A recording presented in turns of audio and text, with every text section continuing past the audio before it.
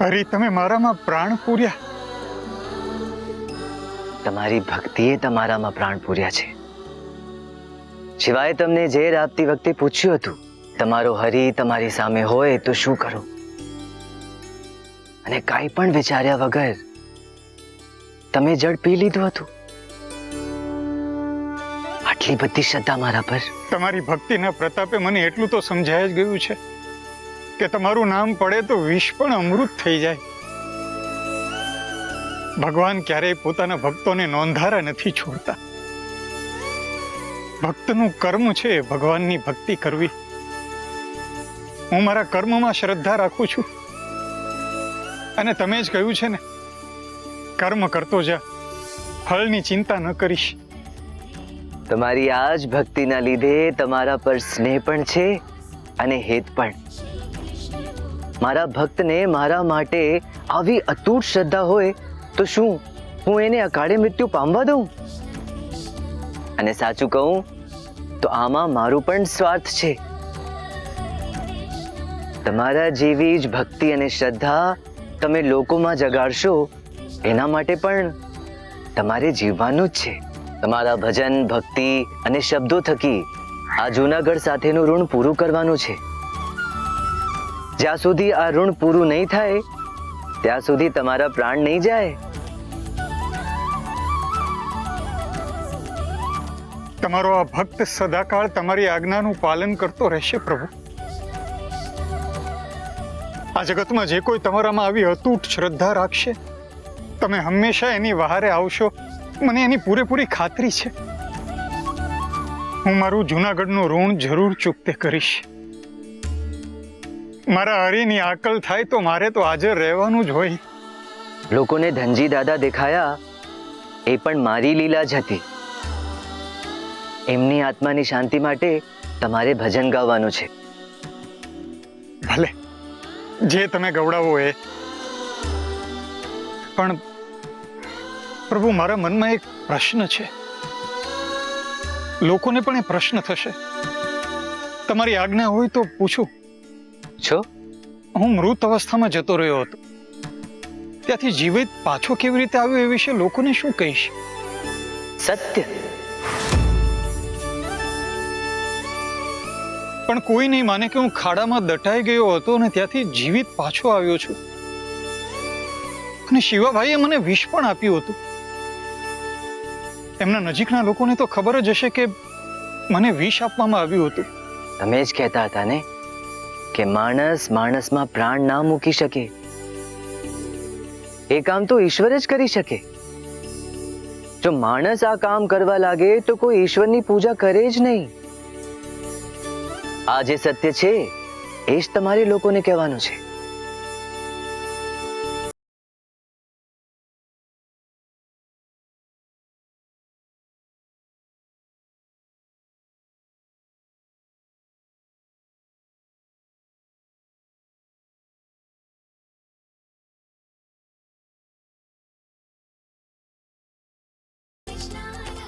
રાધે કૃષ્ણ.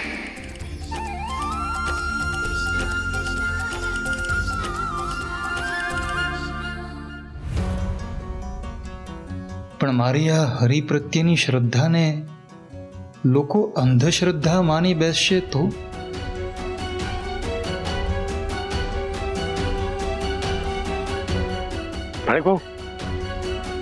નરસિંહ, નરસિંહ, નરસિંહ, નરસિંહ, નરસિંહ.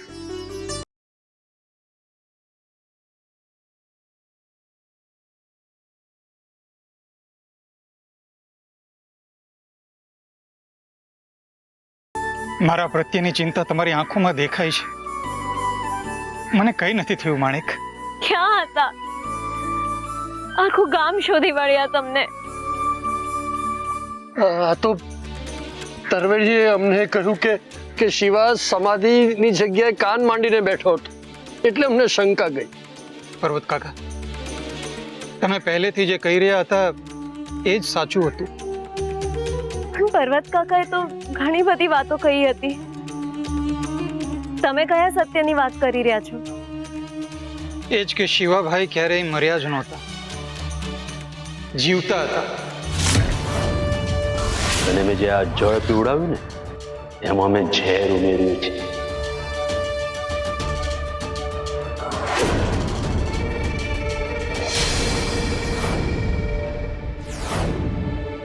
એટલે વૈદ બાપા અને સાધુ પણ બંને શિવાભાઈ સાથે મળેલા હતા. શિવાને તો હું નહીં છોડું. પર્વત કાકા, શું જરૂર છે નકામી હિંસા કરવાની? જે શિવાભાઈએ કર્યું એ જ આપણે કરીશું તો એમનામાં અને આપણામાં ફરક શું રહેશે? આપણે કોઈ ફરક રાખવો પણ નથી. ચાલો પર્વત કાકા. માણેક,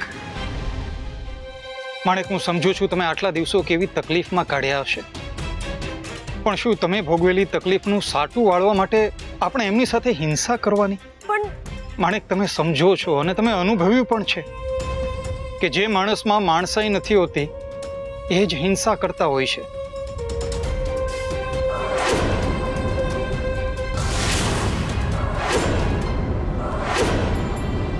અને એનાથી જ ભાગીને આપણે આટલે દૂર સુધી આવ્યા છીએ. ઈશ્વરે માણસને આટલો સંવેદનશીલ એટલે બનાવ્યો છે કે એ કોઈ પણ જાતની હિંસાને પ્રાધાન્ય ન આપે અને અહિંસાને સ્વીકારે. શિવાભાઈએ મને ઝેરવાળું જળ આપ્યું. જો મેં એમનો વિરોધ કર્યો હોત તો એમણે મારી સાથે હિંસા કરી હોત. અને મેં મારા હરિ પર શ્રદ્ધા રાખી એ ઝેરને માત્ર જળ સમજીને ગ્રહણ કર્યું. આમાં જીત કોની થઈ? હત્યાનું કાવતરું ઘડનાર હિંસાવાદી વ્યક્તિની, કે પછી અહિંસાને સ્વીકારનાર એક સામાન્ય માણસની? માણેક, શિવાભાઈને બીક લાગી કે પર્વત કાકા બધાને સત્ય કહી દેશે, એટલે એમણે મને મારવાનું કાવતરું રચ્યું, જેથી તમારું ધ્યાન એમના પરથી હટીને મારા પર જાય. હું માનું છું કે આપણે હિંસા ન કરવી જોઈએ, પણ ક્યારેક પોતાના સ્વરક્ષણ માટે હિંસા કરવી જરૂરી હોય છે. મને એ પણ ખબર છે કે મારી વાત તો તમારા ગળે ઉતરશે જ નહીં, પણ તમે શિવાભાઈને કાંઈ પણ નહીં કહો, એક સવાલ પણ નહીં પૂછો? પૂછીશ. મારા મનમાં છે એ બધા જ સવાલો હું એમને પૂછીશ, પણ અહિંસાના માર્ગે. તો પછી આપણે અત્યારે જ નીકળીએ. પણ તમે ખાડામાંથી જીવતા બહાર કેવી રીતે આવ્યા? હરિની કૃપાથી. હરિએ મારામાં પ્રાણ પૂર્યા. ખબર નહીં, અચાનક મારામાં કોઈ શક્તિ આવી ગઈ અને એણે મને બહાર આવવા માટે પ્રેરણા આપી. હું જાણું છું તમને લોકોને મારી વાત પર વિશ્વાસ નહીં થાય, પણ આ જ સત્ય છે. મને તમારી વાત પર પૂરો વિશ્વાસ છે, કારણ કે તમારા હરિએ ઘણા પરચા બતાવ્યા છે. હું તમારી ભક્તિ અને શ્રદ્ધાની સાક્ષી છું. હરિને કોટી કોટી વંદન કે એમણે મારો ચાંદલો અખંડ રાખ્યો. રાધે કૃષ્ણ. રાધે કૃષ્ણ. રાધે કૃષ્ણ.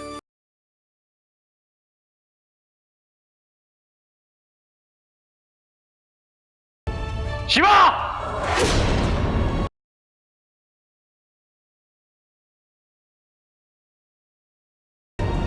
શિવા, ઢોંગ નહીં કર. બોલ, નરસિંહ સમાધિની જગ્યાએ કઈ રીતે પહોંચ્યો? જવાબ આપ. બોલ, નરસિંહ સમાધિની જગ્યાએ કઈ રીતે પહોંચ્યો? મોટા ભાઈ, હું કઈ સમજ્યો નહીં. નરસિંહભાઈ મળી ગયા છે. શું નરસિંહ મળી ગયો? અરે, હું મહાદેવ પાસે પ્રાર્થના કરી રહ્યો હતો કે નરસિંહ મળી જાય, અને નરસિંહ મળી ગયો. હે મહાદેવ, તારી કૃપા થઈ. મોટા ભાઈ, તમે મને શું પૂછ્યું? નરસિંહ સમાધિ વાળી જગ્યાએ કેવી રીતે પહોંચ્યો? એટલે નરસિંહ ખાડામાંથી મળ્યો?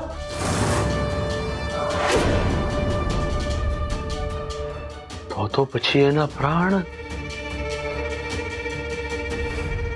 બિચારો નરસિંહ. મોટા ભાઈ, હું તમારી પરિસ્થિતિને સમજી શકું છું. મારી લાગણી તમારી સાથે જ છે.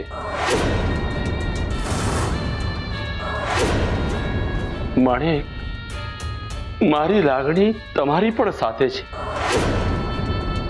આ ઘરને તમે તમારા કાકાનું જ ઘર સમજો.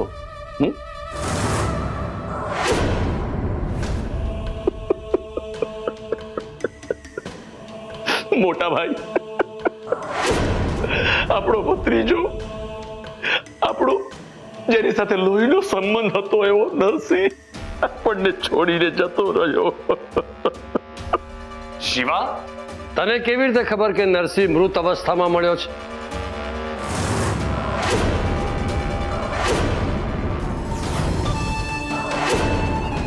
નહીં, એટલે મારા માણસે આવીને કહ્યું કે નરસિંહ મળી ગયો, અને તમે આવીને સમાધિ વાળી જગ્યાની વાત કરી, એટલે મને થયું કે તે તારા માણસોને એ ના પૂછ્યું કે નરસિંહ કઈ અવસ્થામાં મળ્યો છે?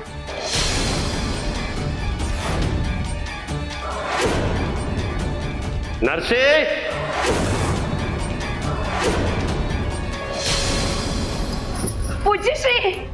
પૂજ્યશ્રી ઉઠો ને. પૂજ્યશ્રી શું થયું તમને? પૂજ્યશ્રી! તરવેણી, ચિંતા કરવાની જરૂર નથી. શિવા બેભાન થયો છે, મર્યો નથી. પ્રપંચી લોકોની આ જ તકલીફ હોય છે. એ લોકોએ પ્રપંચ ઘડ્યો હોય છે, એ પ્રમાણે ઘટના ન ઘટે તો એમનું મગજ આ રીતે બેર મારી જાય છે. સત્ય પર દરેક જાતની મુસીબત પડે છે. સત્ય દબાતું હોય છે, કચડાતું હોય છે, સત્યને બદનામ કરવામાં આવે છે, સત્ય લોકોને કદરૂપો લાગવા માંડે છે. જ્યારે અસત્ય લોકોને પ્રભાવિત કરે છે, આ શિવા જેમ પ્રભાવિત કરે છે. અને આ જુઓ, અમારા નરસિંહને જ. આ જગતના લોકો અસત્યની પાછળ ભાગતા હોય છે, કારણ કે અસત્યને સજાવી ધજાવીને આકર્ષિત બનાવવામાં આવે છે. જ્યારે સત્યને કોઈ વાગા પહેરાવવામાં નથી આવતા, અને જ્યારે ઉપરવાળો ન્યાય આપે છે ત્યારે સત્યનો હાથ પકડે છે, અને અસત્ય આ જ રીતે રઝળતું થઈ જાય છે. દમા, વૈદ બાપાને બોલાવો. જી.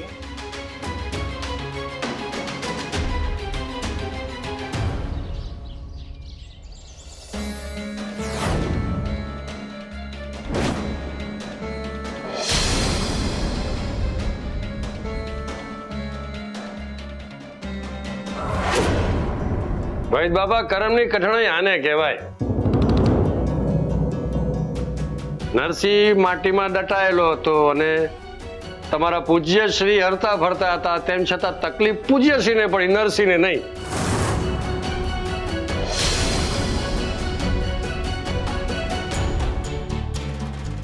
તમને મનમાં થતું હશે ને કે આ નરસિંહ એમ કેમ પાછો કેવી રીતે આવ્યો? એવું તો કાંઈ ખાસ નથી થયું. શરીર ઠંડુ પડી ગયું છે. ભાનમાં આવે ને ત્યારે ગોળનું પાણી આપી દીજો. ભાઈ બાપા, આ શરીર ઠંડુ તો ત્યારે પડી જાય છે ને જ્યારે તમે ધાર્યું હોય કઈ અને ઉપરવાળો કરે કઈ.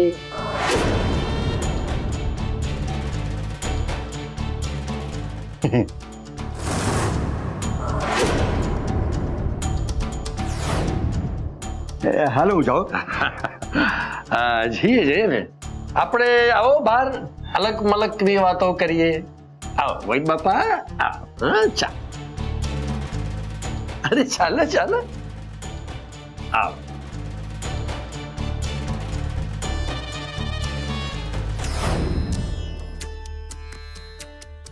શું મારે ગામવાળાને સત્ય કહી દેવું જોઈએ કે શિવાભાઈએ મને ઝેર આપ્યું હતું? જો કે હરિએ તો મને સત્ય કહેવાની જવાબદારી સોંપી છે, અને એ મારી ફરજ પણ છે. જે મારી સાથે બન્યું એ બીજા કોઈ સાથે ન બને એવો સંદેશો આપવા માટે સત્ય બોલવું જરૂરી છે. કદાચ જગતમાં સત્ય બોલનારા બહુ ઓછા હશે, એટલે પણ હરિએ સત્યનો આગ્રહ રાખ્યો હશે. અને એમ પણ જો હું સત્ય ઉઘાડું નહીં પાડું તો શિવાભાઈના પ્રપંચ કોઈના જીવન સાથે ફરી રમત રમશે. હરિએ સાક્ષાત પ્રાણ પૂર્યા છે મારામાં, એ મૂંગા રહેવા માટે નહીં.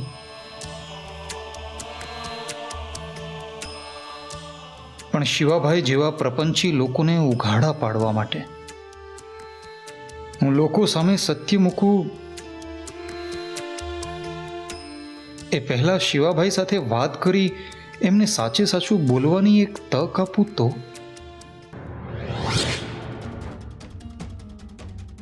બેસો. ના ના, કોઈ વાંધો નહીં, હું થોડોક ઉતાવળમાં છું.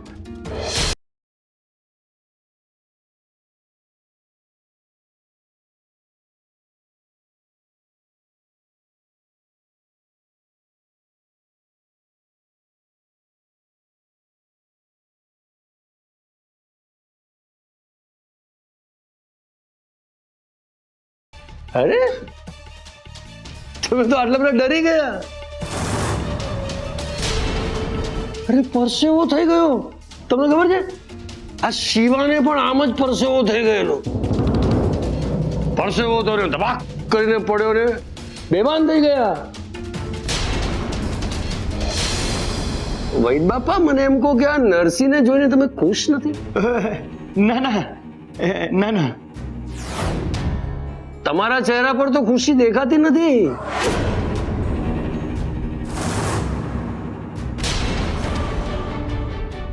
વૈદ બાપા, શામળના બાપુ પૂજામાં બેઠા હતા ત્યારે તમે ત્યાં જ હતા ને? ના ના ના ના, હું અંદર હતો ઓરડીમાં પૂજ્યશ્રી પાસે. તો એ પૂજા અડધી મૂકીને જતા રહ્યા એની ખબર તમને નહોતી ને? ના, હું અંદર જ હતો ને પૂજ્યશ્રી પાસે. તમે ઓરડીમાંથી બહાર ક્યારે આવ્યા? ના ના, હું અંદર જ હતો, પૂજ્યશ્રી પાસે હતો. તો ઓરડીની અંદર તમે પૂજ્યશ્રી સાથે શું વાત કરતા હતા? પૂજ્યશ્રી કહેતા હતા કે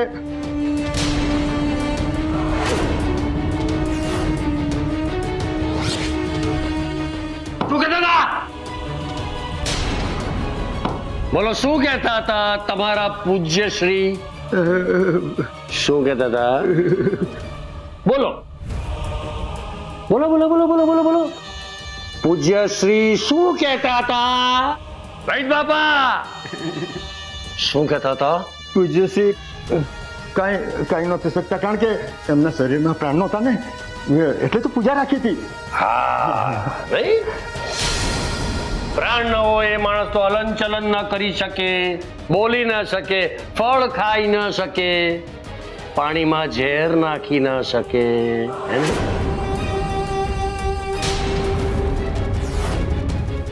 તમારા પૂજ્યશ્રી અર્ધબેભાન અવસ્થામાં બબડતા હતા કે વૈદ બાપા પાસે પડીકી છે. કઈ પડીકી હતી? શું હતું પડીકીમાં? શું હતું? શું સાચે જ પૂજ્યશ્રીએ મારું નામ લીધું છે કે પછી આ લોકો મારી પાસેથી વાત કઢાવી રહ્યા છે? હમણાં કાંઈ પણ બોલવું હિતાવહ નથી. પડીકીમાં શું હતું? બોલો.